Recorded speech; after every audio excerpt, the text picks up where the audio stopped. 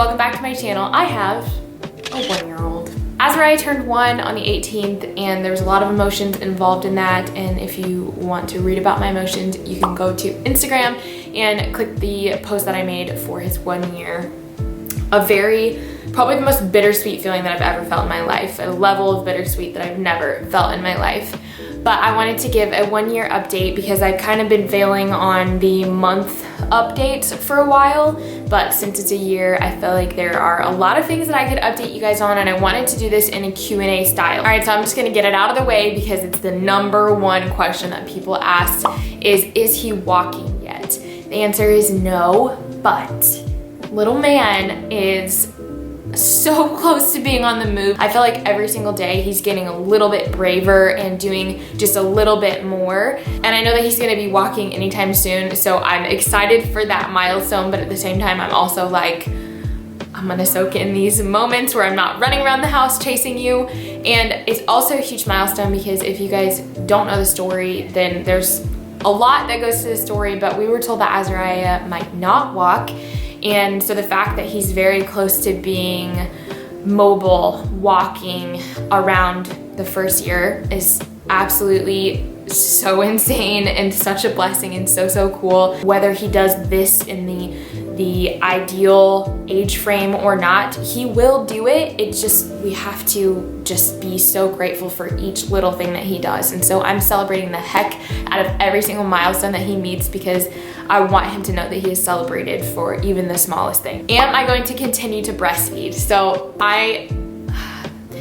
this is really just a triumphant moment for me because if you guys know, if you've watched any of my other videos, I've told you guys time and time again that breastfeeding has been difficult for me in this first year. There's been many times where I've wanted to give up. There's been many times where I've thought AZARIAH was done, but I have made it to a year and honestly, I don't really plan on stopping anytime soon. How is he sleeping on a nightly schedule? I think the last video update that I made, I was explaining how, actually I think it was in his nighttime routine video that I made, that he has been sleeping 12 hours through the night. He still does that. He's been really good at sleeping through the night. He has woken up a few times early in the morning, like 4 to 5, a couple times, but I think that has to do with just like wake windows the day before and stuff, but he sleeps so good. His naps are amazing, and if you guys have also been following me, you know that AZARIAH's napping and sleep in general was like the #1 trigger of my postpartum anxiety,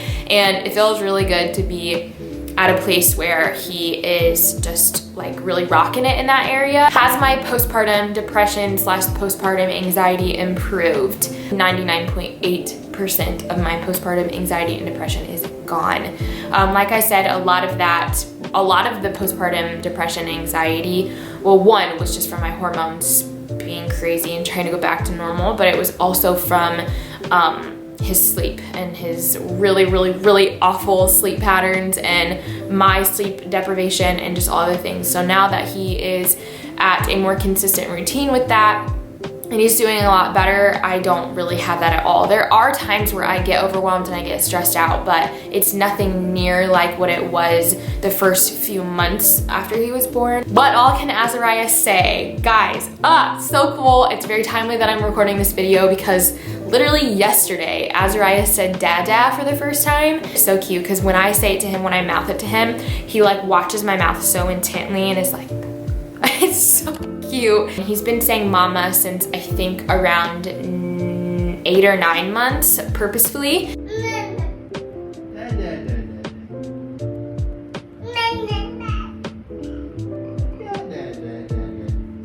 And I'm just gonna toot. Does he have teeth and what is he eating? He does have teeth. He has 4. He has the 2 front and the 2 bottom, like right in the front. And then I'm not sure what those are called. But then he's also currently cutting the 2 right next to his 2 front teeth. So these have been a little bit more difficult for him, and rightfully so, because when you're cutting more than 1 tooth at once, that stinks. And what's he eating everything that I am eating pretty much. So I eat a paleo-based diet, and that is for a specific purpose. That's not for weight loss or anything like that. It's specific to health reasons. And AZARIAH also eats a paleo-based diet, meaning I just don't give him any grain because I don't eat grain. So I don't feel like it's necessary for me to buy something extra for him if he doesn't really need it.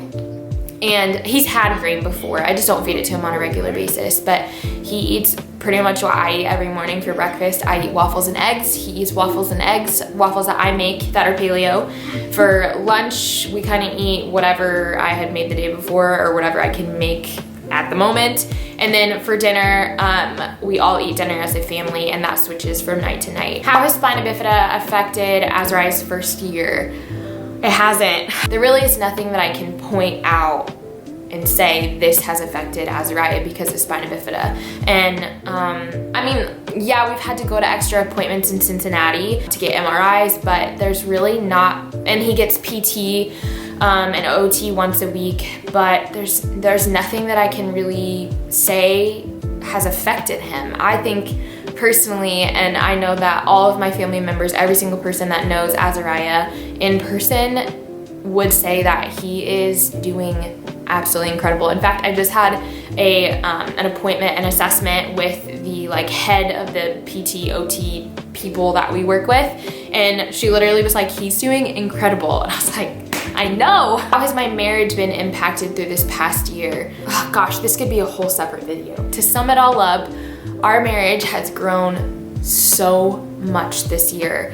Have there been times where it's been difficult and we've struggled prioritizing each other? Yeah, that comes with parenting. But for the most part, we have grown in intimacy, emotionally, physically, spiritually. There's several reasons why, but maybe I'll talk about that in a separate video or podcast. Anything that I would have done differently or will do differently with another child? Yes. I don't expect to have the same journey through pregnancy that I did with AZARIAH. So I think that my pregnancy journey will look completely different. I don't look back on my pregnancy with AZARIAH and see it as bad or see it as something that, now that I'm on the other side of it, I would never wish it to be a different way because I got AZARIAH and I got to experience all of that, and AZARIAH is here and he's healthy and all the things, and I grew in God. But I don't expect my next pregnancy to be that way, to have the same journey. So I think that in itself will be different, and I'll be able to experience different things, like be able to be home with my family in my bed, not have surgery. And the thing that I'm looking forward to maybe the most, I don't know if it's the most, but the thing that I'm really looking forward to is being able to have my baby and him or her not be taken away right away, being able to have those really important first hours after birth with my baby. And I just really long for that because I didn't get that with AZARIAH. And I actually talked about that in my mom advice video, how I would really fight for that time, that uninterrupted time if you can. And so I feel like that's something that I would do differently in terms of birth, pregnancy. But in terms of the first year, I don't know if there's anything that I would do differently that I can control. Obviously, with COVID and everything, I haven't been able to have play dates with other babies as much as I would like to. And I really don't have a lot of people in my life who have babies his age. We don't take him to daycare because of COVID and because there's not a need for daycare since I'm home. And it's just, I really wish in the first year he would have been able to be exposed more to other babies to encourage just social skills and all the things. So I'm excited in this next year. He's gonna be going to school starting this August. It's a Montessori school for toddlers. So he'll be able to be with kids then and start getting into Montessori school and stuff. So I'm really excited about that. But I think that's something that I would do differently if I had the choice, my second pregnancy, which I do have the choice because literally 15 of my friends right now are pregnant, so there's gonna be a boom of babies. Does AZARIAH still get bottles, or what does he drink out of now? He really doesn't get bottles anymore unless I'm away from him. He'll get a bottle of either freshly pumped breast milk, or I have a very small stash that I can use for like backup. I don't pump anything anymore. Doesn't matter what kind of a breast pump I use, if it's my Spectra, a hand pump, or my LV, I get nothing, which has been very defeating. And but I also know that AZARIAH is getting exactly how much he needs, so it doesn't worry me. It's just is a little bit defeating knowing that if I'm away from AZARIAH, I'm not able to replace the milk that he got if it's from my milk stash, if that makes sense. But he drinks water out of a straw cup. I didn't even have to teach him how to do it. I literally put the cup in front of him. He picked it up the first try and got it, and that was really cool to watch. So he drinks out of a straw cup multiple times a day, and we just give him water in that. Is AZARIAH's schedule for bed and nap always the same? And the answer is no. Not generally. He does have like specific wake windows kind of that I try to keep to, but I really just try to listen to him and watch him and kind of try to see his cues, because I went through the sleep training, all the sleep training stuff, and I will say that was the game changer for us, was doing that. That's the choice that we made, and it worked for us. But since going through the sleep training thing and kind of being, not rigid is not the word, kind of being purposeful, I guess, in routines around when we were sleep training, has transitioned to now, like, we don't go by the wake windows that are in the sleep training guide that I have for his age. I just listen to him and kind of let him show me when he's tired, when he would like to go to sleep. And I'm not always perfect at this. Sometimes he's like way overly tired and I put him down. He doesn't sleep very long for naps, and sometimes it's the opposite. I just try to listen to him. I know I said that the first question, or the most asked question, was, is he walking yet? But actually, the most asked question is, are we gonna have another baby? And well, the answer is yes. We do plan on trying for another baby, but I think that the timeline of that is just very much personal to Craig and I. However, I am doing the fertility awareness method for birth control. It's been amazing, and I recommend it to everyone, even if you're trying to prevent a pregnancy or plan a pregnancy, or even if you're not married and you just want to learn more about your body. Highly recommend that form of fertility awareness. Teething with breastfeeding, that is, maybe people did warn me. You might have warned me that biting was so painful and so awful and would make me want to quit breastfeeding every time it happened. But AZARIAH, when he's teething, all he wants to do every time he latches is just, it's literally, I know they call it niplash, yeah, like whiplash, but niplash, where they bite on and they continue to stay latched on and turn their head. That's what he likes to do, but he likes to like bite and like pull, like, ugh. Gives me the heebie-jeebies thinking about it. Everyone has told me all the things that I can try. I can try yelling, which I don't want to do. I can try just firmly saying no. I can try removing him and just putting him down and letting him know, like, if that happens, we're not going to continue. That seems to be the best way for him, but he needs to breastfeed, so a few minutes later I'll put him back on and he'll do it again. So I don't know. I know that a lot of people say also that if they're doing that, they're not actually wanting to breastfeed. It's just more of like a play or whatever. So I'm just trying to kind of figure that out. But he doesn't do it all the time. It's kind of just here and there. So I don't really have any advice for that because it's awful. How have I been doing mentally? I really like this question, and thank you to the person who asked it. I think that I've been doing probably the best that I've done since I've been postpartum right now. There's just been a lot of things that have changed in my life in terms of routine, in terms of schedule, and it's allowed me to spend more time with God, more intentional time with God, and that's definitely why. Now my routine is I get up between 5:30 and 6, and AZARIAH doesn't get up until between 8 and 9, so I have about 2-ish hours to myself, and I spend like an hour to an hour and a half of that with God.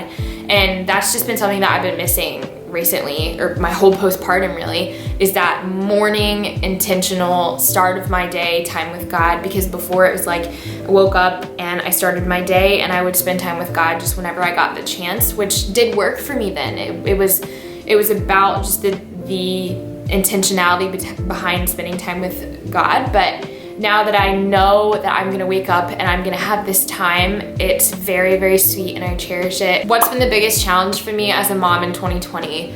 Raising a baby in a pandemic, 100%, because Azariah was born at the very beginning. Well, actually, technically before everything happened, but he was born and then pretty much the world shut down. And I went from being isolated in a hospital room to being isolated again in my house. And postpartum is already really isolating. It's already really hard. And so to have to do that, like really genuinely isolated with the rest of the world was just really difficult.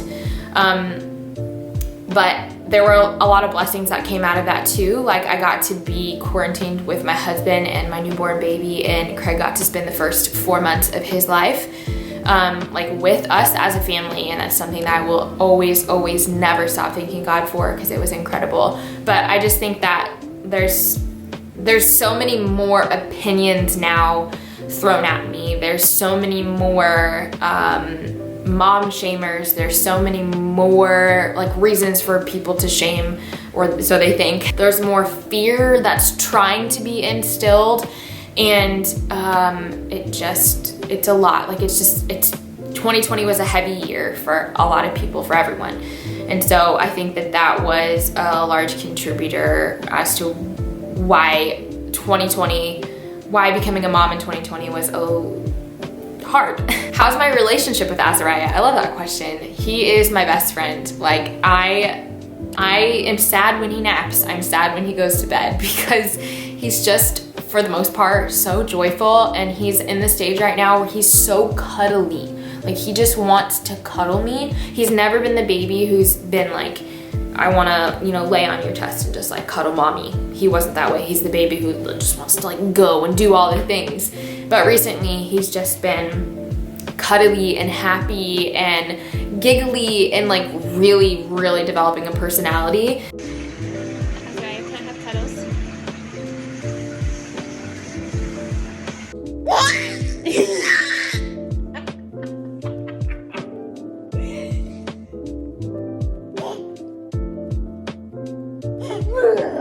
Oh, your name's coming off. Azariah. So my relationship with him right now is stronger than it has ever been. What do I do to work out? That's completely dependent on the day. So since this new schedule, this new routine in my family's life, it's difficult for me to get to the gym, because I used to go to the gym in the morning when Craig was here, but Craig's not here in the mornings. So I have to have somebody come watch Azariah for me while I go to the gym.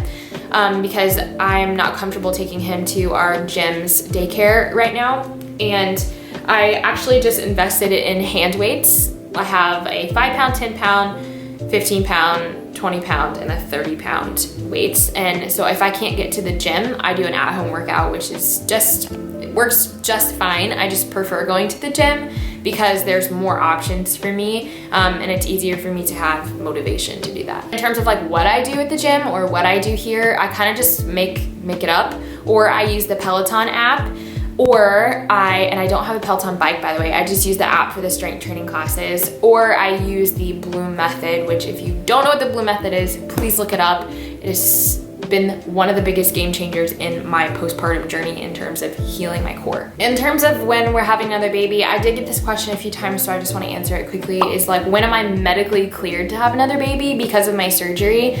My doctor didn't give me a timeline. She didn't say like, you have to wait this long. But I know in general, for someone who didn't even have my surgery, it's recommended to wait a year postpartum to try to get pregnant again. That's just a recommendation. People do it way before that. People do it way after that. But I know in terms of the surgery that I had, because I was able to deliver vaginally and my uterus wasn't completely open when I had the surgery. I had fetoscopic.